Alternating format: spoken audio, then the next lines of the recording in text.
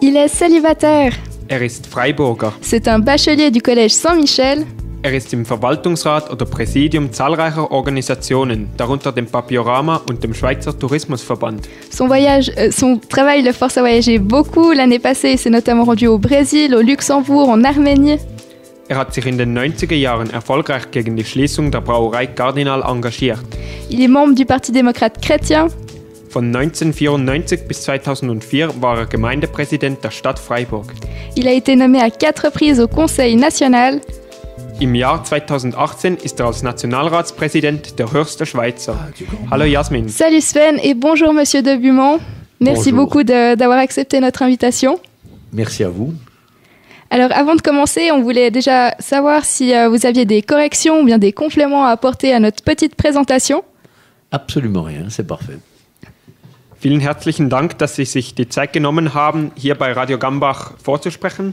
Kurz zum Vorgang des Interviews. Wir sprechen zunächst ein bisschen über Ihre Jugend und gehen dann über zu Ihrer Politikkarriere, Ihrem Leben und Ihren allgemeinen Interessen. Sind Sie mit diesem Vorgehen einverstanden? Einverstanden. Vous êtes ici au Collège de Gambach. Est-ce que c'est la première fois que vous rendez dans notre collège ou bien est-ce que vous connaissiez déjà les lieux? Non, je connaissais déjà les lieux. Je suis venu à l'une ou l'autre conférence qui sont données ici. Et il y a aussi un corps de musique de notre ville, l'Union instrumentale, qui régulièrement donne son concert annuel. Et quel souvenir avez-vous de votre propre passage au Collège Saint-Michel ? C'est un excellent souvenir parce que c'est un collège qui a une identité, comme d'ailleurs la plupart des collèges de notre ville.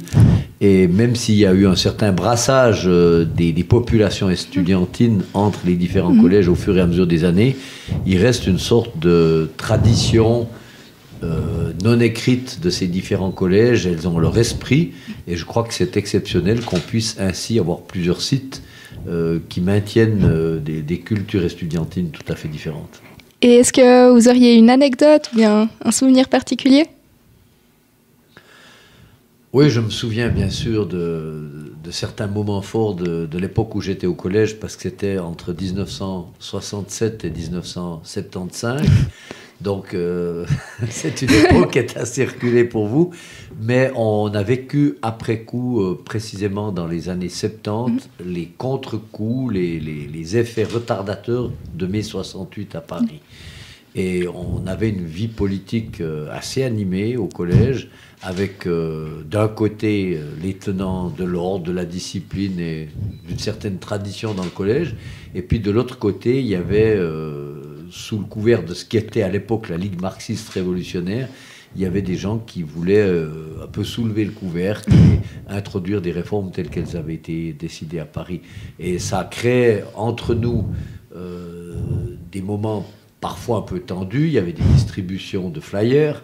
Et si je dis que c'est une anecdote qui me reste à l'esprit, c'est qu'à l'époque, il y a environ 40 ans, je me retrouvais de l'autre côté de la rue d'un certain Jacques Eschmann, qui travaillait pour la Ligue marxiste révolutionnaire. Et ce même Jacques Eschmann est devenu, 40 ans plus tard à peu près, mon collègue au conseil communal de la ville de Fribourg. Et je tiens à le préciser, c'est un des collègues dont je garde le meilleur souvenir, qui était et qui est toujours, parce qu'il vit, qui est intelligent, qui est loyal et qui préparait très bien ses dossiers, tant et si bien qu'on est devenus des amis au-delà des horizons politiques tout à fait différents.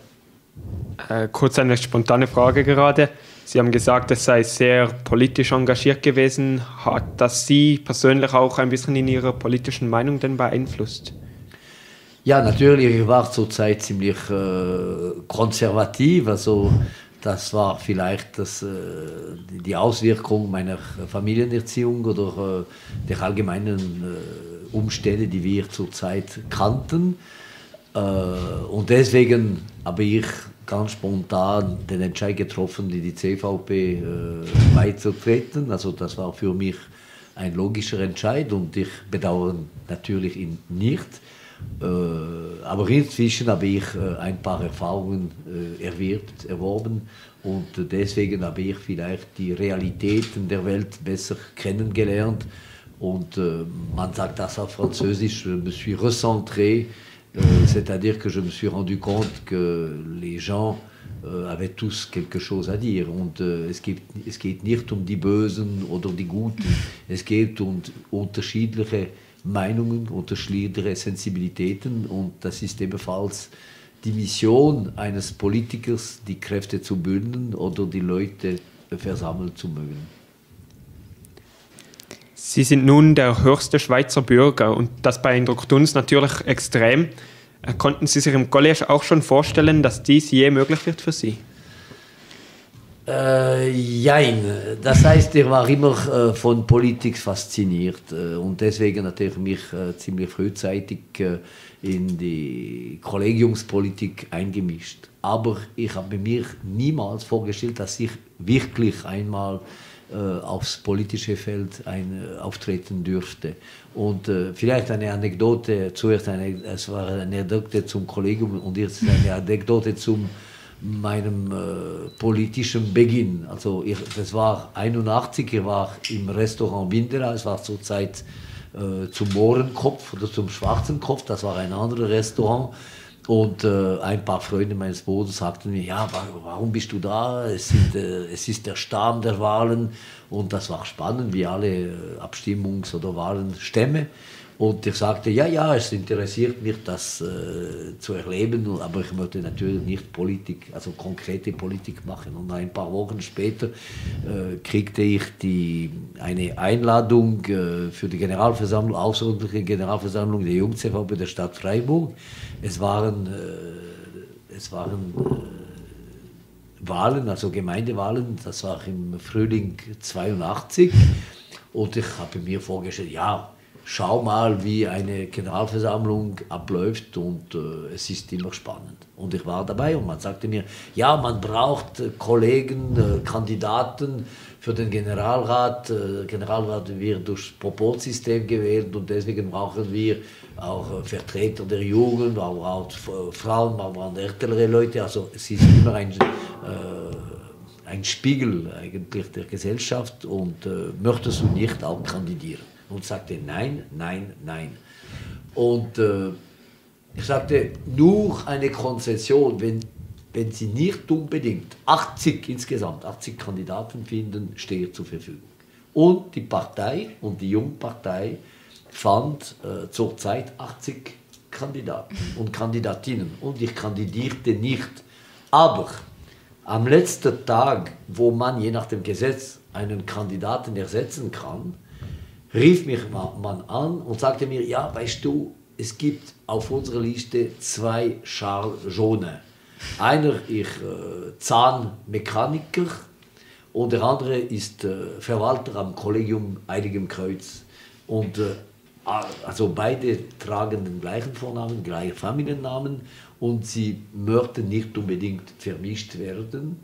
Und deswegen hat einer der beiden heute Morgen sich abgemeldet. Und man braucht einen Kandidaten bis heute Mittag mit einer Unterschrift am Zivilamt und mit einem Foto. Und ich sagte, ja, ich hatte versprochen, wenn Sie nicht unbedingt 80 Kandidaten finden, werde ich zur Verfügung stellen. Und so ist es angefangen.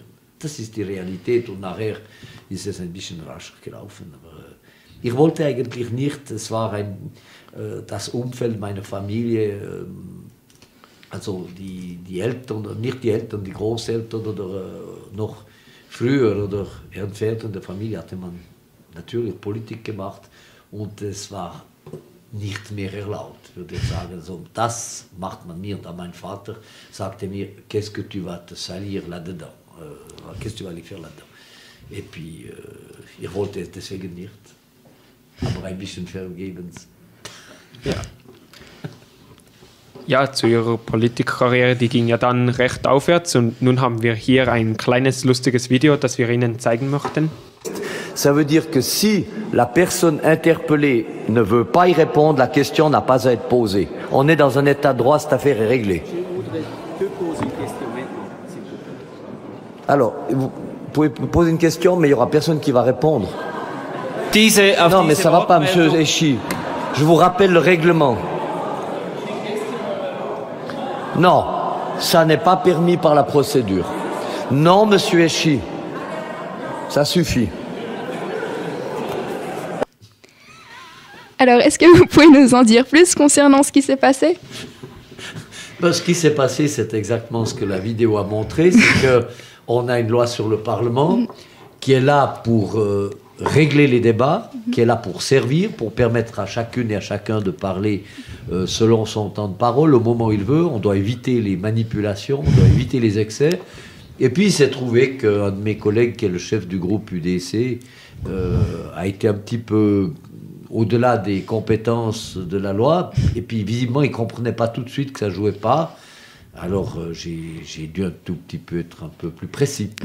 Et est-ce que vous devez faire ça souvent? Est-ce que les conseillers nationaux ils sont aussi disciplinés que les élèves? Non, c'est rare. Objectivement, c'est rare.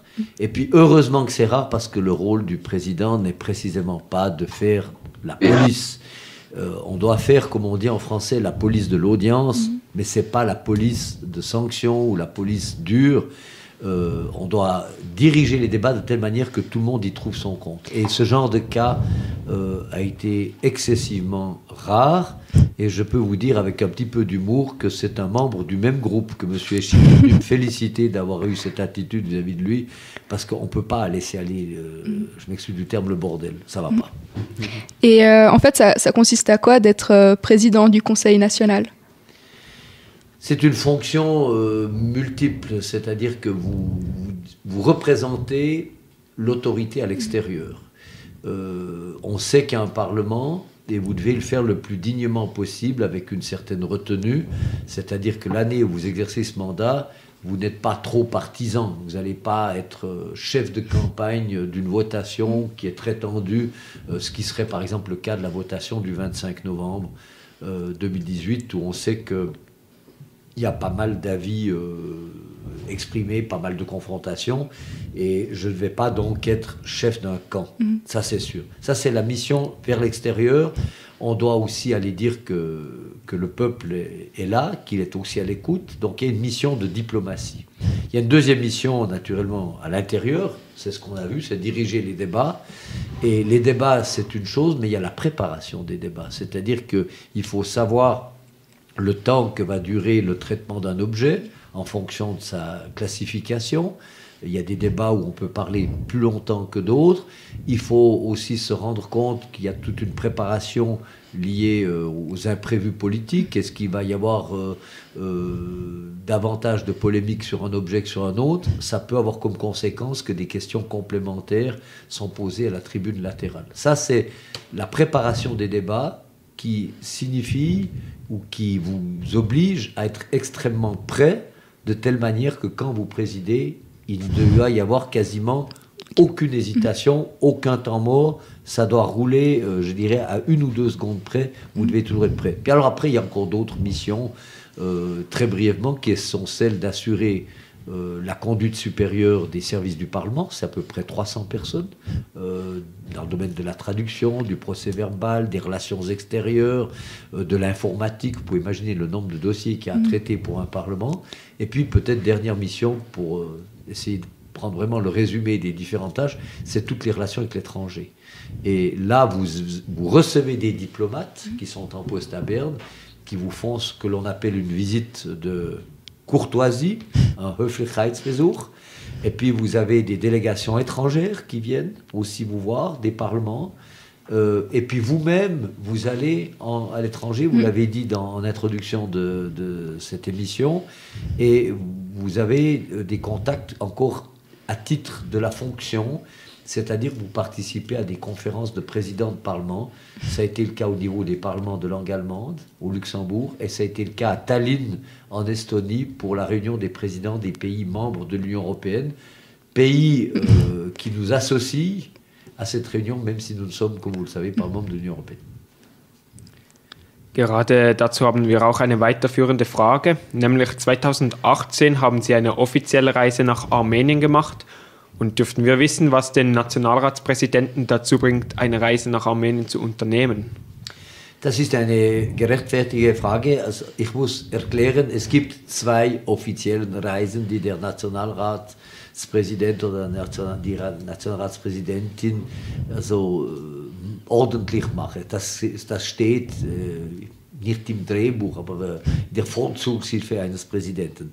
Einerseits gibt es eine sogenannte Delegationsreise und das war diejenige nach Armenien mit Fraktionsvertretern, mit Parteivertretern. Also es gibt einen Schlüssel, einen Vertretungsschlüssel und das Ziel, also die Reise wird vom Präsidenten frei gewählt. Und warum habe ich Armenien gewählt? Weil ich vor ungefähr 15 Jahren durch ein Postulat der Anerkennung des armenischen Völkermords anerkennen lassen. Und das war die erste Intervention im Nationalrat und ich konnte mich durchsetzen. Und nachher haben wir eine Freundschaftsgruppe Schweiz-Armenien auf die Beine gestellt. Und deswegen wollte ich symbolisch und auch Menschenrechtsgründen wollte ich diese offiziellste Reise nach Armenien schaffen. Und es gibt eine zweite offizielle Reise, das ist die persönliche Reise. Und sie machen einen Aufenthalt in einem Land, wo wir ein paar politische Anlässe organisieren und nebenan gibt es noch ein paar freie Tage wie ein Urlaub. Das heißt, dass sie mit dem Flugzeug sowieso rückfahren müssen, aber zwischen dem offiziellen Teil und dem Rückflug dürfen sie ein paar freie Tage, also im Ausland oder irgendwie verbringen. Und es sind 2 offizielle Reisen, die bewilligt sind. So. Und nachher gibt es noch andere Reisen, wie der Flug nach Brasilien. Da war es ein anderer Grund, das war die 200-Jahr-Feier der Nova Friburgo Stiftung und ich wurde vom Freiburger Staatsrat also an diese Reise eingeladen. Also symbolisch es war natürlich interessant für Freiburg, diese Neusiedlung unter dem Motto auch der Schweizer Politik zu setzen. Et est-ce que vous avez déjà reçu de l'aide de M. Paulson pour effectuer vos voyages? Non, parce que ça, c'est un des soucis auxquels j'ai veillé toute ma vie politique. Ça fait 32 ans que je suis élu et pour moi, l'éthique financière est essentielle. Et je ne veux pas entrer dans les détails ici, mais je peux vous dire que j'ai toujours veillé à n'avoir aucun montant qui était indu. J'ai vécu une fois dans ma vie ce que j'ai perçu comme une tentative de corruption. C'était à l'époque où j'étais syndic de la ville et j'ai senti qu'il y avait un avantage qui dépassait la norme qui était proposée. Et j'ai réagi tout de suite en disant qu'il y avait une procédure qui était ouverte dans un dossier important et que je voulais garder totalement ma liberté de décision. Et donc toutes ces questions de frais, ces questions de corruption ont été pour moi toujours au cœur de ma vie politique et donc je suis pas surpris. Moi je me sens tout à fait à l'aise par rapport à ça et je regrette simplement qu'il n'y ait pas davantage de gens qui aient prêté attention plus tôt. Du coup, qu'est-ce que vous en pensez de la loi sur la transparence ? Alors, il y a une loi cantonale, parce que vous savez qu'on a eu une votation il y a environ 1 année et demie. J'ai voté oui à cette loi, pour être très clair, contre l'avis de l'officialité, mais dans l'urne, j'ai voté oui.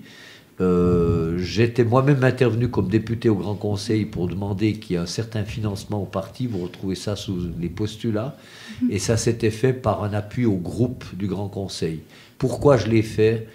Ce n'est pas parce qu'il faut étatiser les groupes ou les partis politiques qui doivent garder une indépendance aussi par rapport à l'État. Par contre, c'est dans l'intérêt de la société que d'avoir des canaux formateurs de l'opinion, qu'on peut appeler partis politiques ou groupes, qui permettent aux citoyennes et aux citoyens de se former en fonction de leur sensibilité. Et nous avons tous intérêt à ce que ces partis soient sains, soient vivants, soient financièrement, je dirais, à jour, pour éviter ces sortes de tsunamis qui sont en train de se produire par rapport à des mécontentements issus de la société.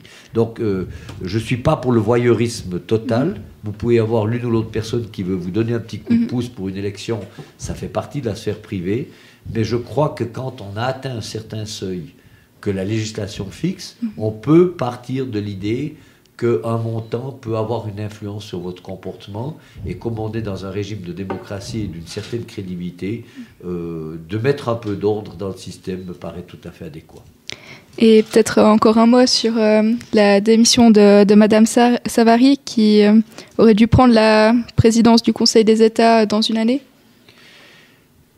Elle a fait des erreurs qui sont très nettement moins graves que d'autres erreurs, d'autres politiciens, pas forcément à Berne.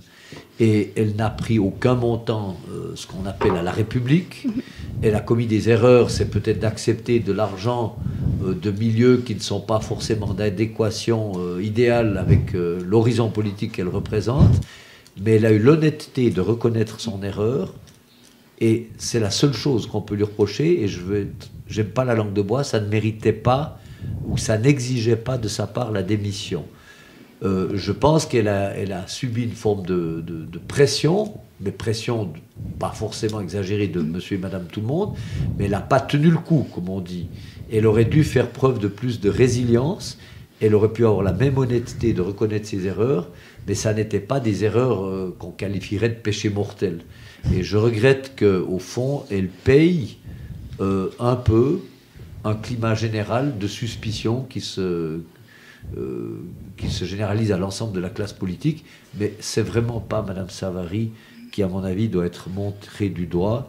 Il y a beaucoup d'autres choses qui jouent pas. Quand vous avez ces sortes de conseils consultatifs qui n'ont aucun pouvoir réel et qui sont rémunérés jusqu'à 10 000, voire même plus par an, alors que vous n'avez aucun travail à accomplir. Vous assistez à l'une ou l'autre séance, qui sont des séances d'information. Je pense qu'il y a là aussi un risque de perte d'indépendance qui est infiniment plus problématique que la sympathie que Mme Savary a reçue de M. Paulsen. Et pour 2019, vous allez continuer à faire de la politique ou bien même vous représenter ? De la politique, je pense que je vais en faire jusqu'à mes derniers jours. Parce qu'il y a différentes manières de faire de la politique, mais j'aurai l'occasion d'expliquer que je respecte les règles qui sont en usage, qu'elles soient au niveau légal, officiel, ou au niveau d'un parti. Il ne faut pas seulement exiger des autres, il faut appliquer soi-même les règles qui sont internes. Et je dirais officiellement la conséquence de ce rébus, qui n'en est pas vraiment un, dans 2 jours. Und wo würden Sie denn dann sonst noch die Politik weitermachen? Haben Sie schon Pläne? Ja, ich habe schon Pläne, aber wie alle Pläne, sie sind noch nicht umgesetzt. Und also ich fühle mich noch ziemlich kräftig und jung und ich würde nicht unbedingt meine Sneakers vor dem Kamin, also wie sagt man, tragen und nichts schaffen. Also ich würde sowieso noch tätig bleiben, und es gibt verschiedene Möglichkeiten, verschiedene Perspektiven, die jetzt im Gespräch sind. Und es sind gute Perspektiven, aber ich fühle mich sehr, sehr wohl und sehr, sehr frei. Also ich bin 62, das heißt, dass ich nächstes Jahr 63 sein werde. Also das ist nicht unbedingt, wo man sich also als gezwungen fühlt, noch eine andere Arbeitsstelle zu finden.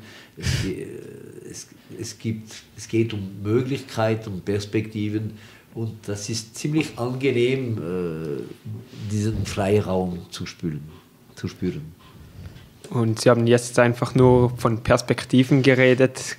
Gibt es da etwas Konkreteres, das wir wissen könnten über diese Perspektiven? Sie sind ein guter zukünftiger Journalist, weil Sie insistieren. Aber es geht um Entscheide, die eigentlich Wirtschaftskreise oder öffentliche Behörden noch treffen müssen. Und es geht auch um die Freiheit dieser betroffenen Leute, den richtigen Entscheid zu treffen. Aber wenn ich jetzt in der Öffentlichkeit von diesen Perspektiven, konkreten Perspektiven spreche, wäre es nicht Fairplay von meiner Seite, und es wäre vielleicht gefährlich, weil die andere Seite sich also als gezwungen fühlen könnte, den Entscheid zu treffen.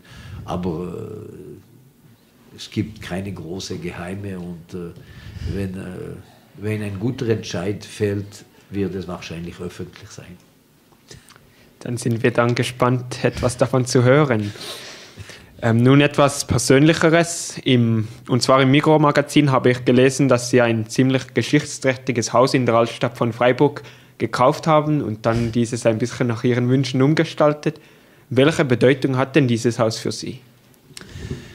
Ja, das ist eine gute Frage. Das ist fast eine kulturelle Frage. Also ich stamme aus Freiburg, ich bin in Freiburg aufgewachsen und ich habe hier immer gewohnt. Und das war ein alter Traum, auch meines Vaters, ein altes Haus, ein mittelalterliches Haus einkaufen zu können. Ich erinnere mich noch ganz genau an diese Fälle, wo ein Angebot voran war oder eine Möglichkeit zur Verfügung stand, aber mein Vater konnte diesen Traum nicht umsetzen. Und das war für mich ein riesiges und wunderbares Schicksal. Er war seit 3 Wochen Stadtpräsident und ich konnte ein Anzeigen in der Liberté lesen. Das war eine Hausversteigerung und ich würde kurz machen, also ich war durch das Haus interessiert, das war im Burgquartier, das ist das Haus, wo ich jetzt wohne. Und er wurde von dem ehemaligen Eigentümer entmutigt. Er wollte natürlich seine Hypotheken nicht zu viel verlieren oder zu viel Geld verlieren. Und er meinte, das Haus würde sehr hoch, also zu einem hohen Preis verkauft werden. Und deswegen habe ich an der Versteigerung nicht teilgenommen. Und ein paar Tage später ist ein Flottemann, wie man das im Sensebezirk sagt, ein Flottemann ist zu meinem Büro gekommen und sagte mir, wissen Sie, die Versteigerung ist gescheitert, ich weiß, Sie haben Interesse für das Haus gezeigt und das wäre typisch ein Haus für den Stadtpi. Und Sie sollten eigentlich Ihr Interesse wieder einmal anzeigen. Und am gleichen Tage, wo er in meinem Büro war, konnte er den Generaldirektor der Kantonalbank treffen und ich habe ihn gefragt, ist es wahr, dass die Versteigerung gescheitert ist? Ja, ist richtig. Interessiert es? Ja. Zu welchem Preis? Es war ein Schwellenpreis, natürlich wie in allen Versteigerungen. Und ein paar Tage vorher, nachdem ich das Haus zum zweiten Mal besucht hatte, hatte ich mich entschieden, das Haus einzukaufen. Das geschieht nicht oft so im Leben, aber das war transparent und das war ein sehr gut und günstiger, oder wie sagt man, ein rechter Standort, also im Vergleich zum Gemeindehaus, also im Burgquartier neben dem Gutenberg-Museum. Und jetzt bin ich in Bern seit 15 Jahren und das ist auch ganz praktisch, ist ganz nah vom Bus oder von der Autobahn. Also die Geostrategie ist immer gleich geblieben und das ist ein gemütliches Haus. Und ich möchte vielleicht die Redaktion von Radio Gambach hier recht herzlich einladen. Und in diesem Haus haben Sie auch einen Weinkeller, den Sie gemäß der Schweizer Illustrierte regelmäßig zum Nutzen von Festen und Aktivitäten zur Verfügung stellen. Und Sie machen das ohne einen Rappen zu verlangen, also ohne Geld zu verlangen. Ja. Können Sie uns erklären, weshalb Sie das denn tun? Ja, das ist eine philosophische Frage. Ich gehe davon aus, dass ich vom Leben also ziemlich stark begünstigt wurde. Also ich hatte eine riesige Chance,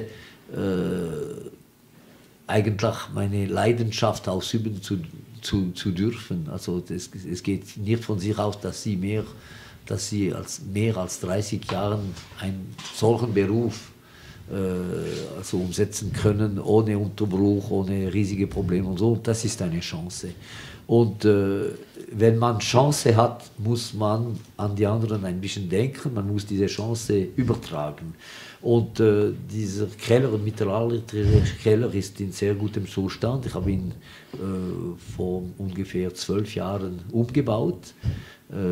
Und das ist für mich auch eine Freude, also diesen Keller zur Verfügung zu stehen. Deswegen habe ich, bevor ich Ihre Frage kannte, also gesagt, also die Redaktion von Radio Gambach wäre sehr herzlich eingeladen.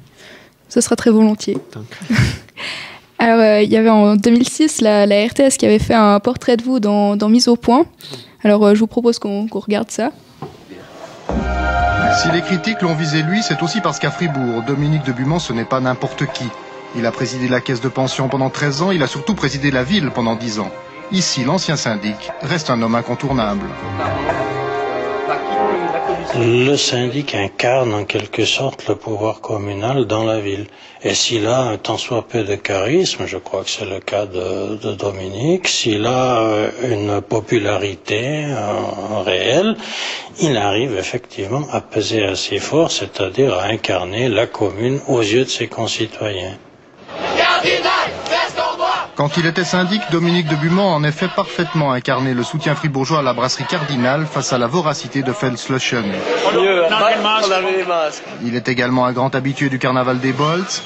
Malgré son nom à particules, il est vraiment un politicien populaire. C'est un type, faut le dire, dépourvu d'arrogance dans le contact humain.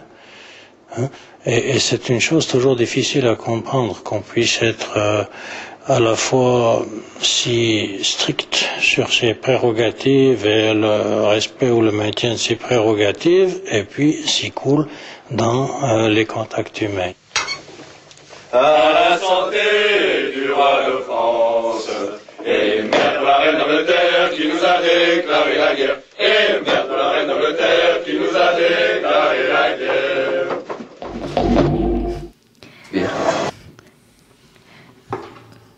Alors, il y a Monsieur Steinauer qui dit que vous êtes quelqu'un de charismatique, pas du tout arrogant. Est-ce que ça vous touche? On ne doit jamais exprimer un avis sur soi-même.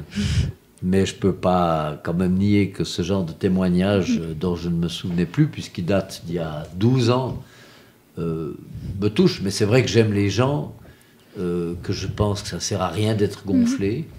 Parce qu'on descend aussi vite de l'escalier que, je dirais même encore plus vite qu'on le monte, et on est tous les mêmes, on a tous la même légitimité à vivre. Il y a des gens qui ont des talents différents. Ce que je fais, je pense que je le fais pas trop mal parce que j'adore faire ça, donc quand on aime quelque chose, ça aide. Et puis il y a des tas de gens qui font d'autres choses merveilleusement. Des chefs d'orchestre, des professeurs de collège, des mécaniciens sur moto, puisqu'un domaine que j'aime bien aussi. Mais il y a plein de domaines où vous avez la passion. Il y a le théâtre, par exemple, ça peut arriver. Il y a beaucoup de métiers qui nécessitent de pouvoir s'épanouir. Et on a besoin de tout le monde. On a besoin de tout le monde. On voyait dans le reportage toute l'histoire de la brasserie du Cardinal. Mais c'est des gens... Vous n'avez pas connu ça parce que vous étiez trop petit, vous avez peut-être un souvenir d'enfance de la brasserie, mais c'était des gens phénoménaux qui représentaient la sociologie de la ville. C'était des Bolts. Je dis toujours, es gibt eine Ähnlichkeit zwischen Gotteron und Cardinal. Es sind zwei Unternehmen, die die Freiburger Mentalität widerspiegeln. Es gibt deutsch- und französischsprachige, es ist zweisprachige Bolts. Es sind einfache Leute, die immer Humor pflegen. C'est toujours des gens qui ont cette gentillesse naturelle, qui aiment vivre, qui aiment boire un verre. Et moi, j'ai vécu ça par la ville, peut-être juste pour terminer, puisqu'en 2006, c'était peu de temps après que j'ai quitté la ville. Moi, j'ai découvert surtout cette population par le service des sports, parce que c'était le premier mandat que j'ai eu. Et vous avez une occasion privilégiée d'aller vers la population par les sociétés. Et c'est là que je me suis rendu compte de la force inimaginable qu'on a dans le pays de Fribourg avec les associations. Alors ça peut être des associations culturelles. On sait que l'offre à Fribourg, elle est énorme par rapport à la taille de la ville. Ça peut être une offre sportive. ça peut être d'autres choses. Vous avez en campagne les sociétés de jeunesse qu'on n'a pas en ville. Donc il y a différentes manières de le réaliser, mais je suis certain, sans chauvinisme, que le pays de Fribourg est certainement le mieux drainé, le mieux irrigué. Also das ist die am meisten vernetzte Gesellschaft. Also das ist eine Realität. Ja, dank dem Video, das wir vorhin gesehen haben, haben wir auch gesehen, dass Sie ja sehr gerne die Festlichkeiten haben, die Musik haben. Und wir haben Sie gebeten, ein Musikstück mitzubringen. Und Sie haben uns daraufhin 3 zur Auswahl geschickt. Wir hören uns nun also einen Ihrer Vorschläge, und zwar die Toccata von Charles-Marie Widor an.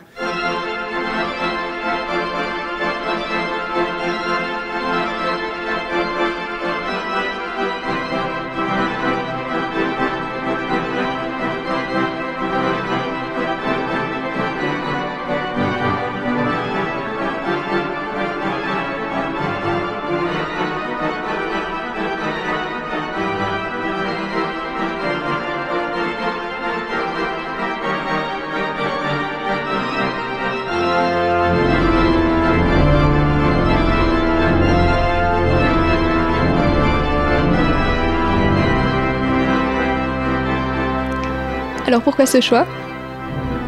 Ah ben, d'abord c'est une musique qui m'émeut chaque fois que je l'entends. Et il y a... Bon, j'aime l'orgue déjà, mais je trouve que dans cette toccata de Widor, il y a une joie de vivre, il y a une explosion des sentiments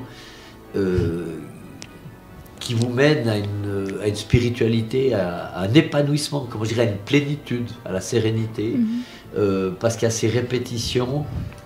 D'abord, l'orgue est mis en valeur, ça on le voit dans ses différents registres, et c'est tellement vrai que quand j'ai été reçu ici à Fribourg comme président du Conseil national, j'ai aussi pu émettre des vœux musicaux comme avec Radio Gambach.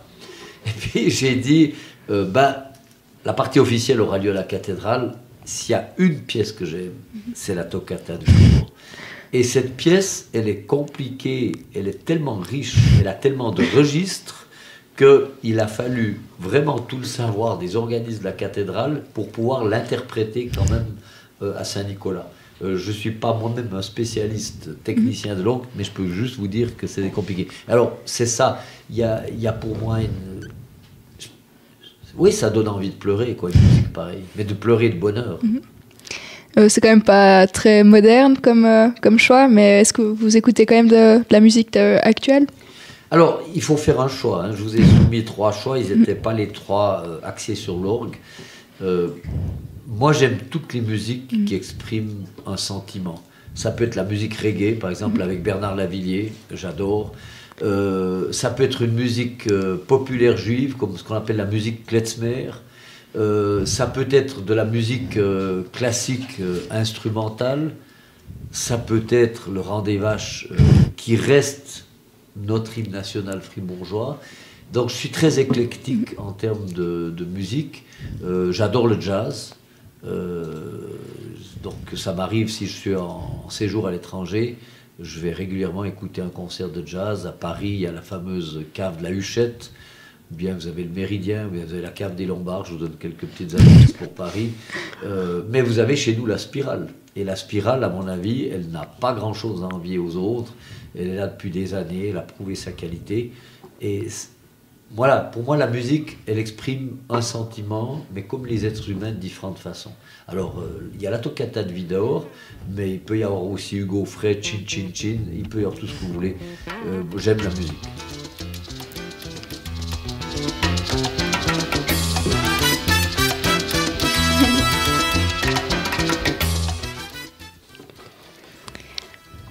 Dominique de Beaumont, wir werden Ihnen jetzt einige Begriffe nennen und bitten Sie, uns zu sagen, was Sie dabei für Emotionen haben und an was Sie genau denken. Der erste Begriff, den wir nennen, ist Gotteron.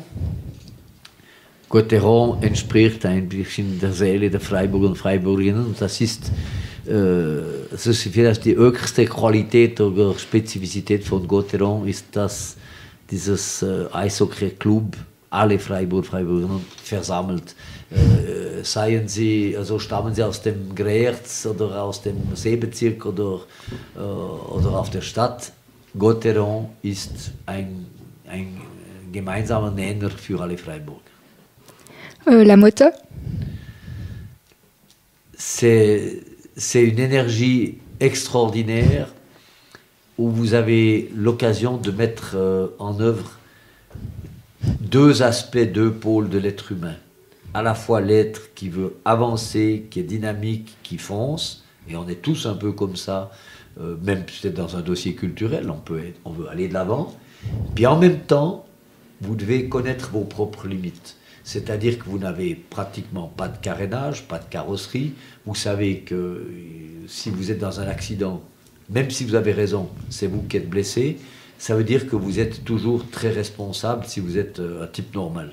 La moto, c'est à la fois ce petit vent de folie qui permet d'être heureux, d'avoir des rêves, et c'est en même temps se faire à la réalité de la vie, c'est qu'on est la partie faible dans la circulation. Et puis le gruyère? Ah ben, c'est le roi des fromages. J'en ai mangé à midi.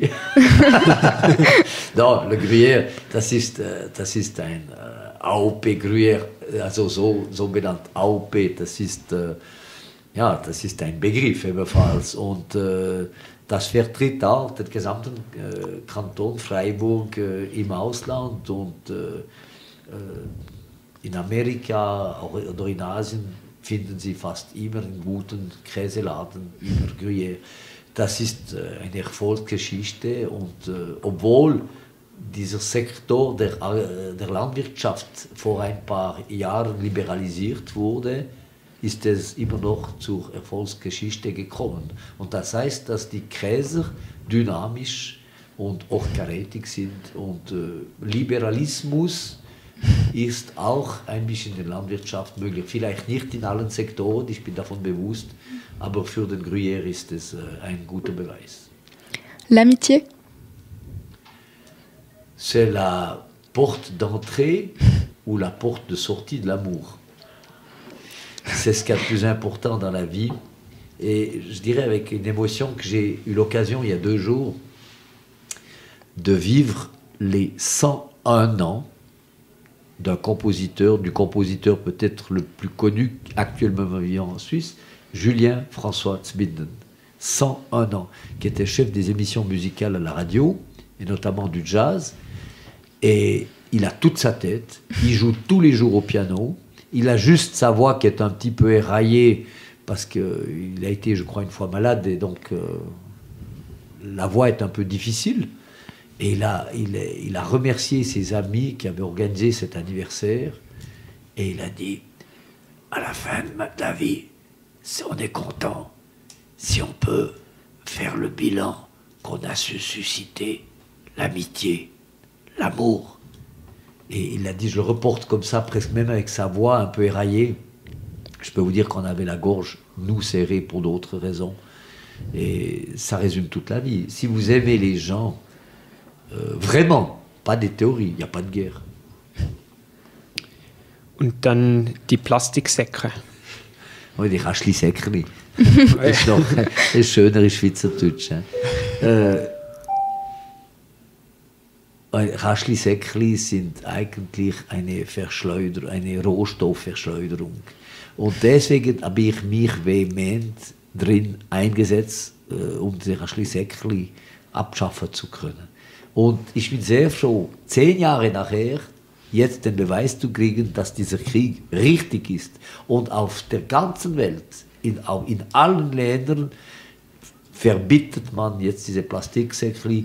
Man hat die wissenschaftliche Beweise, dass die Tiere im Meer davon sterben. Und also es geht um eine große Gefährdung für die Tiere, aber das ist natürlich, wenn man weiß, dass Erdöl Substanz ist, also so Raschli-Säckli, und dass man solche Säckli nur nach ein paar Minuten in den Abfallsack wirft, ist das natürlich eine stupide Verschleuderung, das ist der Beweis aber eine schlechte Widerspiegelung der Konsumentengesellschaft. Und ich bin sehr froh, dass alle Leute jetzt begeistert sind und sagen, ja, tu avais raison. Ah, au début, on n'a pas cru, mais au fond, tu avais raison. Das ist die Rachli-Secrerie. Les réseaux sociaux? Alors, c'est comme la société de consommation, il faut en user avec modération. C'est-à-dire que c'est bien que dans un monde globalisé, que dans un monde où on court le risque de l'anonymat, parce qu'on ne sait plus qui habite où et qui est où, on n'est plus sûr que tout le monde se connaît. Alors, dans ce sens-là, les médias sociaux permettent des nouvelles toiles, un nouveau réseau. Mais quand je dis qu'il faut le faire avec modération, c'est que l'être humain peut vite faire une erreur, une mauvaise déclaration, et qu'il doit quand même réfléchir avant de dire n'importe quoi sur un réseau social, parce que ça le rattrape. Überlegen, nachher drücken, hein, comme on dit. Il faut d'abord réfléchir, puis après on appuie sur le bouton. Quand vous regardez les imbécilités que le président américain publie tous les jours, enfin, qui fait publier par quelqu'un qui paye inutilement pour ça, parce que je pense que quand même que c'est pas lui qui le fait directement, vous vous dites que c'est une sorte de ridiculisation de ce que peut être l'extrême des médias sociaux. Alors, comme pour tout, il faut faire la part des choses. Je pense que c'est un bien pour des gens aussi qui sont seuls. En tout cas, dans la société occidentale, on a tendance à avoir beaucoup plus de gens qui sont seuls, isolés, et les réseaux sociaux permettent à des gens de communiquer et aussi après même de se voir physiquement. Je veux aussi voir l'aspect extrêmement positif de ces réseaux qui sont venus très rapidement, qui sont aussi soumis à la mode. On pourrait dire beaucoup de choses. On sait que maintenant Facebook est presque déjà dépassé, on est plutôt à Instagram. Twitter, ça reste bon justement pour le monde politique, enfin quand on l'utilise normalement. Comme on dit, un ardem un peu. Est-ce que vous-même, vous êtes sur les réseaux sociaux? Alors moi j'ai Twitter, que j'utilise peu cette année parce que je suis en réseau social toute la journée, notamment avec vous aujourd'hui, donc en direct. Mais Twitter, c'est une petite agence de presse pour un politicien. C'est-à-dire qu'il peut réfléchir avec un nombre de signes limité, même si ce nombre a été légèrement augmenté. Vous pouvez prendre position sur un événement, vous pouvez exprimer une solidarité. Vous avez vécu, je sais pas, un concert qui était enthousiasmant, ben vous le dites, etc. Vous pouvez remercier les gens, vous mettez le hashtag qui vous permet d'orienter votre public. Donc Twitter, ça a ce côté extraordinaire. J'ai une page qui avait été créée, pas par moi directement sur Facebook, mais que je n'utilise pas. Et on sait ce qui a été dit sur Facebook ces derniers mois. Le gros problème que je vois dans ces médias, c'est qu'on risque de vous voler votre vie privée. Il y a des gens qui risquent d'abuser du fait que vous êtes sur les médias sociaux pour, au fond, lutter contre vous. Et c'est un petit peu la réalité de toute la vie. Il y a toujours le bon et le mauvais côté. Dann der nächste Begriff wäre Hobbys außerhalb des Motorradfahrens natürlich. Ja, il y a aussi tout ce qui est Antiquité. Also ich bevorzuge immer die Antiquitäten und deswegen konnten Sie auch mein Haus in der Schweizer Illustrierte schauen. Ja, das war. Ich bin immer an der Brokante, zum Beispiel in Bühl oder in Bayern. Und das entspricht nicht nur einer Leidenschaft, aber die Brokante ist auch ein menschliches Forum. Das ist die Möglichkeit, das öffnet eine Möglichkeit für alle Leute, etwas verkaufen zu dürfen. Und jeder Gegenstand hat seine Geschichte. Und es geht nicht nur um den Wert. Und der Wert ist natürlich sehr oberflächlich. Also zum Beispiel Freiburger Schränke waren vor 20 Jahren sehr wert, ungefähr 20.000, 30.000 Franken und heute nur noch vielleicht 1.000 Franken. Und deswegen ist der materielle Wert etwas künstlich oder sehr relativ. Aber was mir gefällt, ist die Kunst, die Art und Weise, einen Gegenstand zu prägen. Und das widerspiegelt auch eine Kultur. Also man hat nicht unbedingt die gleiche Kultur hier als in Frankreich oder in Polen oder so. Und die Brokante ist eine offene Tür zu allen diesen Träumen. L'Intercity Fribourg-Berne? Souvent à l'heure, pas toujours. C'est 21 minutes que j'emploie presque toujours pour travailler. Et en 15 ans de Parlement, je n'ai jamais été une seule fois avec ma voiture à Berne. J'étais 2-3 fois avec la moto quand j'avais autre chose. Après, que c'était facile de parquer près du Palais fédéral, ou que j'avais peu de temps pour avoir un événement qui faisait suite à la session, mais je n'ai jamais pris ma voiture pour aller. Donc, pour vous dire que l'Intercity, c'est un peu une vache sacrée pour moi. J'aime beaucoup le train. C'était aussi une de mes passions quand j'étais jeune. C'était un des métiers que j'aurais pu faire, c'était d'être au CFF. J'allais même des fois à la gare pour voir passer et arriver les trains. Parce qu'il y a de la vie, il y a des gens qui discutent, il y a des gens qui sont pressés.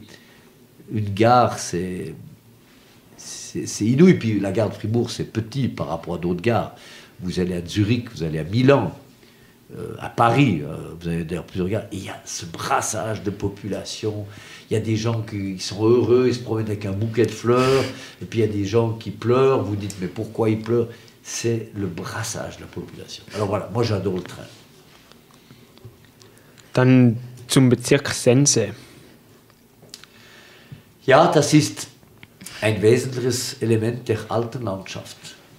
Das ist ein historisches Element. Ja, also bevor die Stadt zum Kanton geworden ist, nannten wir zur Zeit dieses Gebiet die alte Landschaft, les anciennes terres. Und les anciennes terres, c'était au fond le district plus ou moins de Sarin-Campagne et la ville. Und die alte Landschaft war, also der deutschsprachige Teil der Stadt Freiburg. Und das war wie zwei Flügel eines Flugzeugs. Und es ist immer noch so. Und die Seisler spüren sie immer noch ein bisschen als Städtler. Zwar ist Tafers der amtliche Hauptort des Sense-Bezirks, aber die Seisler sind immer noch in der Stadt Freiburg, sind immer in Gotteron. Und ich habe also gutes Verständnis zu dieser Realität und wir müssen diese Geschichte oder diese Sensibilität pflegen. Obwohl ich weiß, dass zum Beispiel ungefähr die 2/3 der Seisler zum Beispiel als Spital, den Inselspital auswählen. Das ist eine Realität. Aber der Sense-Bezirk ist ein wesentlicher Teil des Kantons Freiburg und wir müssen immer diese Brücken oder diese Lager annähern. Das ist nicht so einfach, ich weiß es. Und die Seisler fühlen sich manchmal als eine Minderheit und das provoziert manchmal zu Recht, manchmal leider eine Igelreflexe. Das ist die Realität. Aber unter dem Strich geht es unserem Kanton sehr gut und der Kanton Freiburg ist eine Mosaik der Schweiz, eine kleine Mosaik der Schweiz und deswegen behaupte ich, der Kanton Freiburg sei typisch schweizerisch zum Sense-Bezirk. Et pour finir, Radio Gambard? C'est la meilleure. Gut, dann haben wir noch eine finale Frage. Und zwar haben wir Sie gebeten, ein aktuelles Bild mitzubringen. Sie sehen es hier. Könnten Sie es uns ein bisschen beschreiben und Ihre Wahl begründen? Ja, das ist, also dieses Bild ist das Bild von Fabien Croza. Er wurde vor ein paar Wochen zu einem der 11. Solisten, also den Sänger des künftigen Winzerfest in Vevey. Und er gehört zu der Schmiedezunft. Ich bin Zunftmeister der Zunft und den Schmieden. Und er ist Zunftskollege, obwohl er nur jetzt im Reheerseranzug, als er jetzt auftritt im Bundeshaus. Und der sang, dieses Foto stammt aus dem 26. November 2017. Das war der Tag, wo er zum Nationalratspräsidenten gewählt wurde. Und der Fabien war dabei und man sieht, er singt und er hat eine riedige, eine kräftige Stimme. Und ich bin nicht, wie sagt man, Chauvinist, aber das ist die Realität, dass das ganze Parlamentsgebäude, also wie sagt man, zitterte.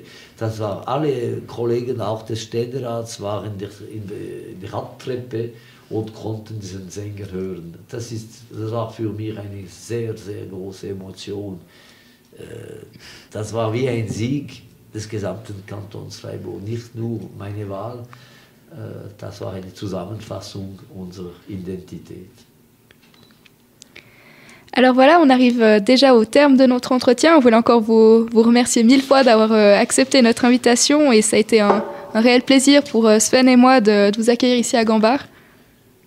Auch von meiner Seite natürlich ein großes Dankeschön, dass Sie uns die Ehre erteilt haben und sich die Zeit genommen haben für ein Interview hier bei Radio Gambach. Danke Jasmin, dass du dieses Interview mit mir durchgeführt hast und natürlich auch danke an unsere Hörer von Radio Gambach zu dieser Sendung mit Dominique de Beaumont. Und meine besten Glückwünsche für das Radio. Danke. Merci.